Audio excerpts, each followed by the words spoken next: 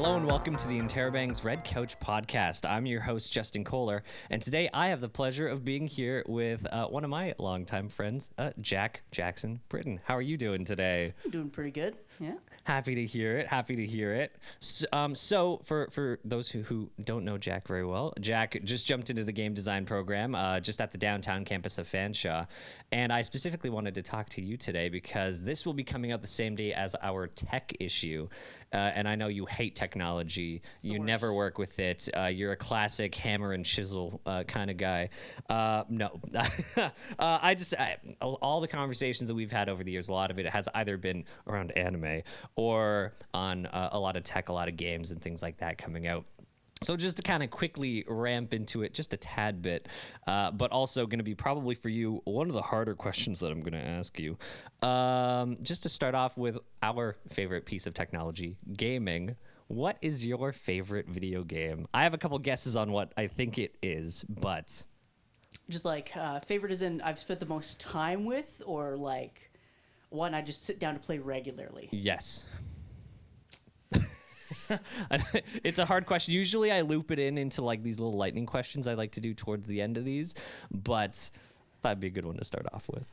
Yeah, I mean, Destiny's always just been one that I play, but I think my like all-time favorite game, Hollow Knight. Hollow Knight. Okay.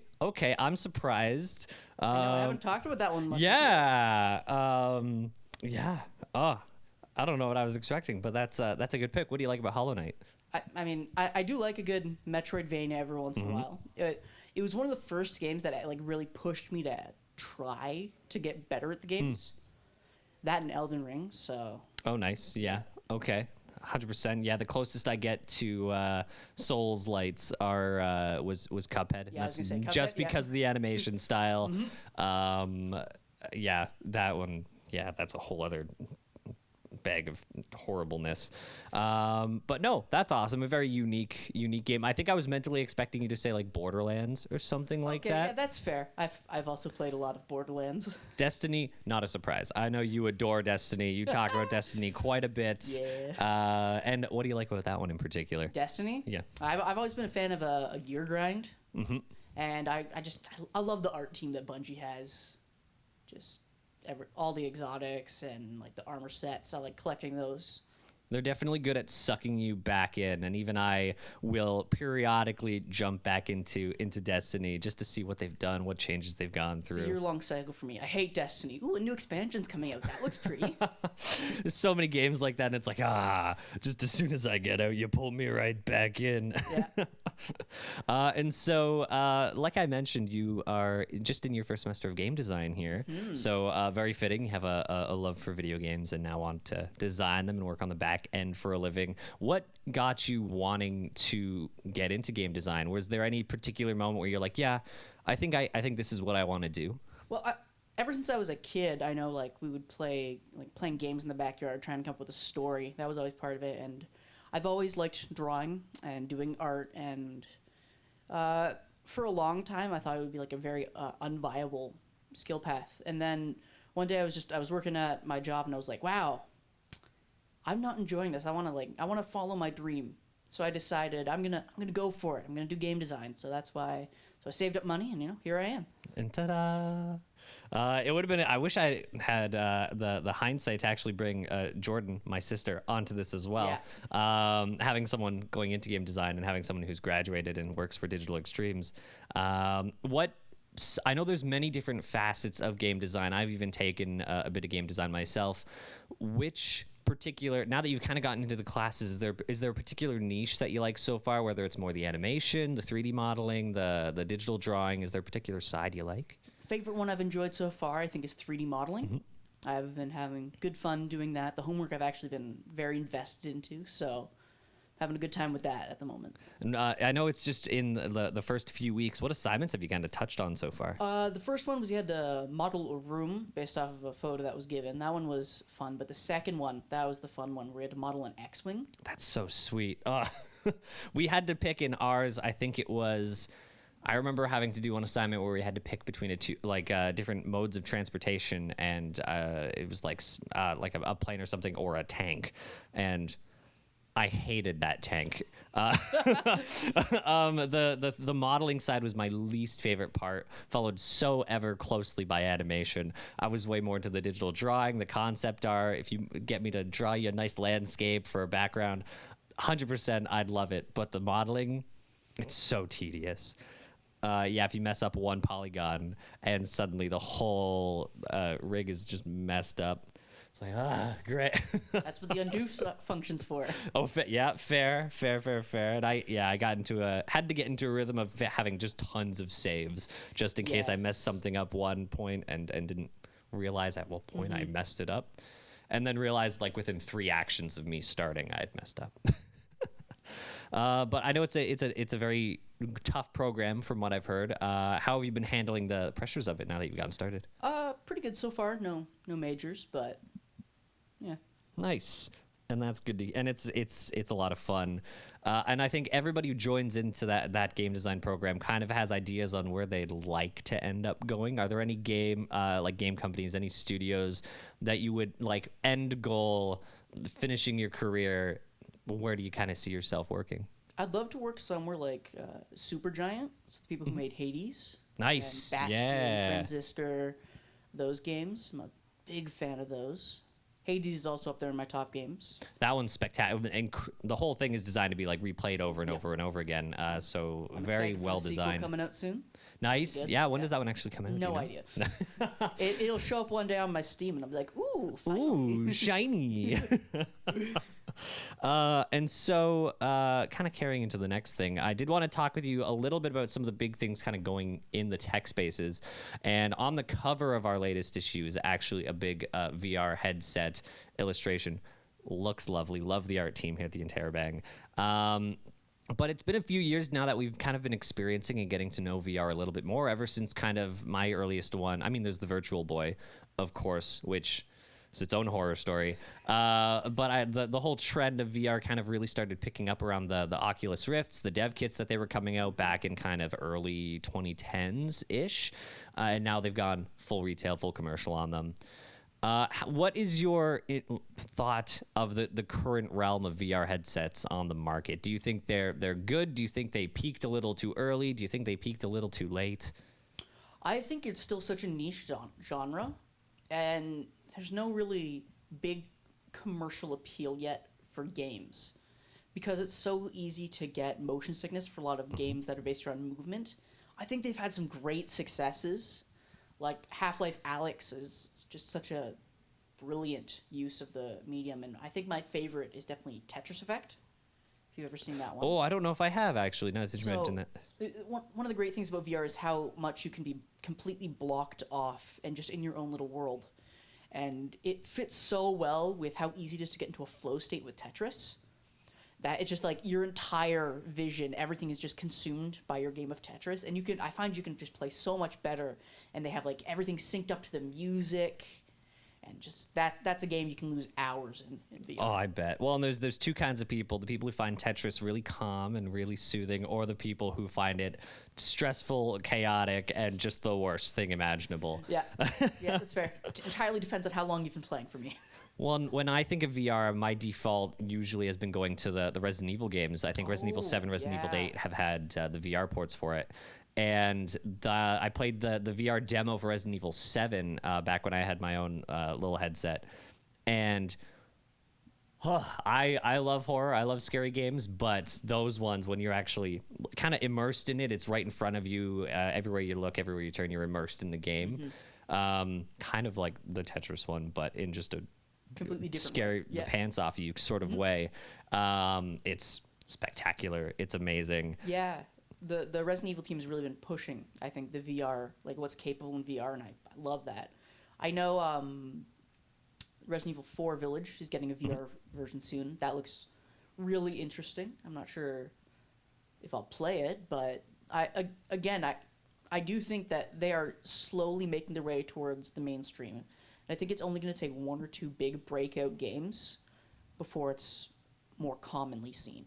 Yeah, I know a lot of the sales as of late. I know PlayStation just released their second headset now, which a lot of it does not integrate very well with anything that was designed for the first VR headset. And PlayStation as a company is getting on my nerves lately. We can talk about that in a little bit. But yeah, the sales have been slowly kind of starting to dwindle. I feel like the big hype, the big burst of VR kind of came and went.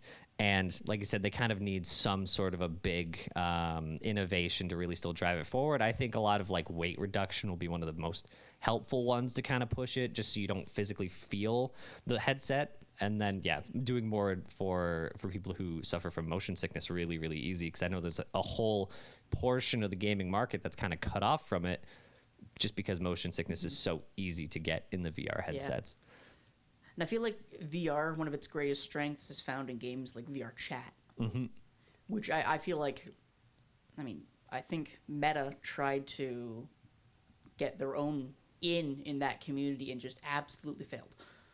On some of my favorite videos for the past few years, I've been seeing less and less of, as of late, VR chat. VR chat's great. So funny. Some of the content creators who focus on VR chat are just the funniest people imaginable. Oh, yeah. Especially if you're into kind of slightly dark humor a lot of time. The VR chat was such a good little progression for virtual reality. Yeah. Yeah, I hope that somehow finds another comeback when they make more innovations with VR. And I kind of mentioned it. PlayStation's been getting on my nerves. Okay. They're mostly just they're kind of doing a stereotypical Apple company thing where they're making a lot of products that only work for specific generations of PlayStation and don't work for anything else.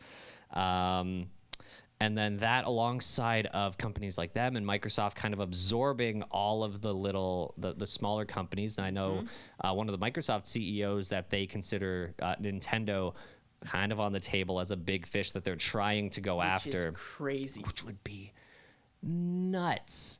But what do you think of the whole kind of slight monopolization of gaming companies between Sony and Microsoft as time has been moving forward? It worries me. I think that we're going to lose just a lot of independent studios, which for a long time have been the lifeblood of good games, not extremely monetized, like these indie studios that are doing it for the passion of the game, right? And I'm worried, but we're also seeing on the other side studios that are like going against that with Larian Studios. Like Microsoft tried to buy them out and they denied. Which is great. I'm so glad. Baldur's Gate was incredible. Well, and I like how so many companies after that game's released basically said, hey, what they're doing is unique. We're not going to do that. That's going to take too much like grunt power for us to push out games to that sort of a consistency. Don't expect it going forward. And it just makes me respect Larian so incredibly much, and not having like microtransactions, not having big opening day DLCs and things like that. What was it they said on their website? Game comes feature complete. Yeah, like that should just be a given. Yeah. You would think, you would hope. But yeah, like you said, independent games. Anytime E3, anytime of the gaming expos kicked around, my favorite ones to watch and to check out were the live streams for the independent shows, like Corridor Digital. Yeah, because the indie companies are the ones who are able to kind of push the envelope without worry for shareholders, for profits. They can just kind of throw stuff at the wall, see if it sticks, and then all the other big companies are like, oh, we like that, we're gonna take that now, that's ours. Yeah, that sums up the gaming industry very well. Which is tough To see. Of course, naturally, in everything nowadays, in a more commercial world, that's just kind of how every industry is. But I'm still sad to see it in my video games a little bit. And so we'll see how that ends up continuing. I know there was a big kind of lawsuit, big case with Microsoft, and if they would actually be able to buy out Activision Blizzard. Yeah. And that was a whole media fiasco. I was very happy I got to talk about that a little bit. So we'll see how that whole kind of landscape changes. Yeah, I think the next 3 to 5 years in the gaming industry are going to be important. So at the end of the day, it'll at least be exciting, which is something. Yeah. Might not like what ends up happening, but at the very least, It's exciting. And so kind of drifting a little bit away from games, focusing on other forms of tech. I know I've always been really excited for smartphones and like foldable tech, kind of drawing back to like the Motorola Razr, basically taking a smartphone and making it fold in half. I've been the biggest advocate for that for like a decade now. I'm aware. Are there any other big forms of tech that you've been seeing coming out that get you really excited, or any that you're hoping to see more of down the horizon a little bit?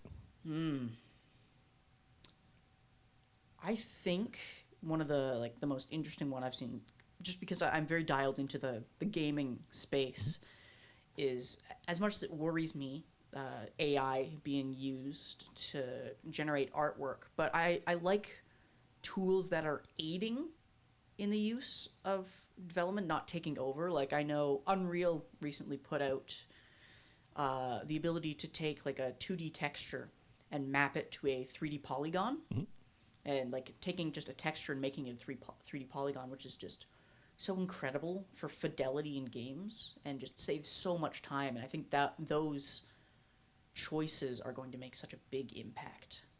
Well, and especially in game design, having anything that can save time, nobody will ever say no to that in the industry, just because of how tedious the little things like that can be, and having to either take one asset and then multiply it a million times, or if you like it to look more unique, making just a ton of really tedious small little assets, which just takes so much time away from what you're doing. I mean, that kind of works in most industries. Anything to be more efficient, more effective is always going to be considered useful. Yeah, always what seems the most important.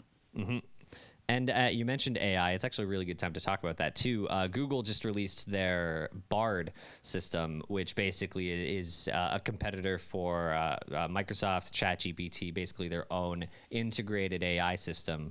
It ends up doing a lot of pulling from, I believe, Gmail. It can pull information from YouTube. It can pull information from Google Maps.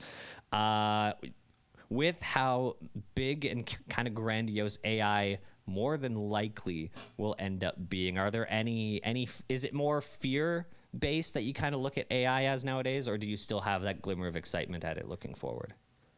I'd say there is a small glimmer of excitement, but it's definitely more fear based. Anytime we look at things like The Matrix, any future, Skynet. yeah, exactly. It's hard not to kind of have this sort of little stigma attached to AI and what it could end up doing. It's giving AI the ability to form opinions scares me. Oh yeah. Anytime, I know a lot of them have been kind of just tests and trials, but anytime where they've gotten like robots to talk to other robots, is terrifying. Bad idea. Have you seen the backpack the guy that runs ChatGPT carries around? No, I don't know if I have. So he has a backpack that's essentially a kill switch that he takes with him everywhere he goes, just in case. Just in case? Yeah.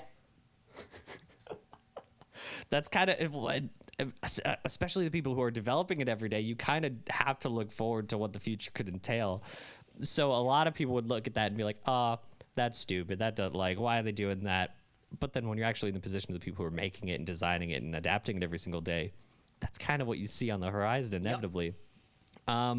But you kind of mentioned one good use for AI in terms of streamlining a lot of processes. I know the college and programs across all the campuses have been talking about AI as well, and its potential use for cheating and for plagiarism.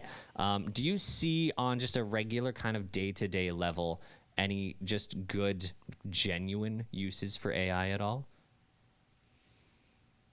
So I know, to give one example for us, in journalism, we've been dabbling with the idea of getting AI to actually do more grammar correction, fixing little mistakes like that on a day-to-day. If you end up having difficulties trying to come up with a title for a podcast or something, it's able to churn it out really easily.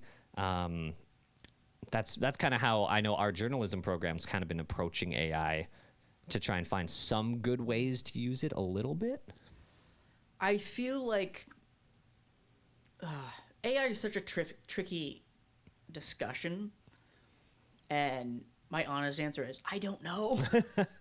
And that's what scares me, because just like there's so many unique ways of using it that I would just never think of. And then you find out someone else has been using it, you're like, that's brilliant, but also at the same time terrifying.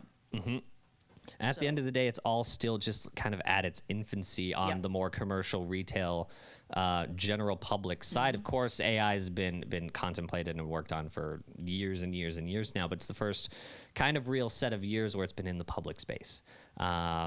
So we'll kind of see where it ends up going. Absolutely. It's definitely one of the main things you should keep in your eye on these days. Oh, 100%.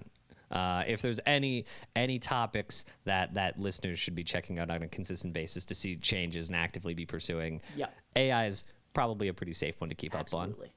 And so, Jack, just to kind of wrap up, one thing that's kind of become a little routine for me that I like doing for everybody that I interview is kind of ending with little lightning questions. All right. Because a lot of people don't know a lot about you, and a lot of people don't go on podcasts too often, but they'd like to know more kind of personality-wise about the people that we get to talk to during all these episodes. So with that, I have a few little lightning questions to ask you. Go for it. With that, I want you to answer as quick as possible. Don't think too much about it. None of them are it's not gonna be like, what's your social insurance number? What was your mother's maiden name, or anything like that. Oh, there you go. Oh, write that down. It's just a lot of simple, easy ones. Yeah. All right. So we already started with favorite games. Knock that one off the list. Do you have a favorite band? Not really. No. Ooh, that's a unique. But I mean, that's totally fine. I'm kind of sort of in the same realm where there's not really any huge ones. I have a couple that always come top to mind. Queen's just a classic. Queen's just great. Yeah. But that's cool. No, I like that actually a little bit. I know this answer, but for people at home, do you play any instruments? I did. I used to play the oboe. I do not anymore. You don't miss it? No. I know it was a tough one. Do you have a favorite season of the year? Fall.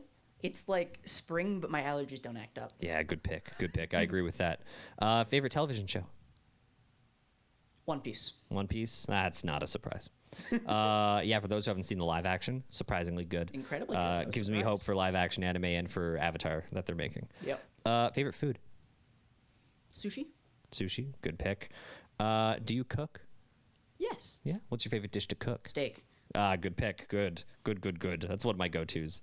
My wallet doesn't like that. It's one of my go-tos. Yeah, I get that. What did you want to first be when you were a kid? Astronaut.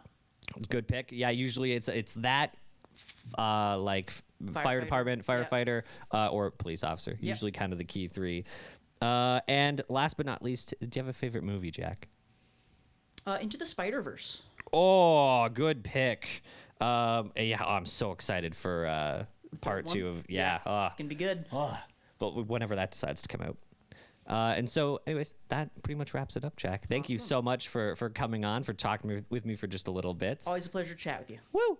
And so, this has been the Interrobang's Red Couch Podcast. You can listen to previous and future episodes on Spotify, Apple Music, Amazon, Google, or wherever you listen to your podcasts. Be sure to catch our next issue, which hits shelves today, or on our website at theinterrobang.ca, where you can stay up to date on all things Fanshawe.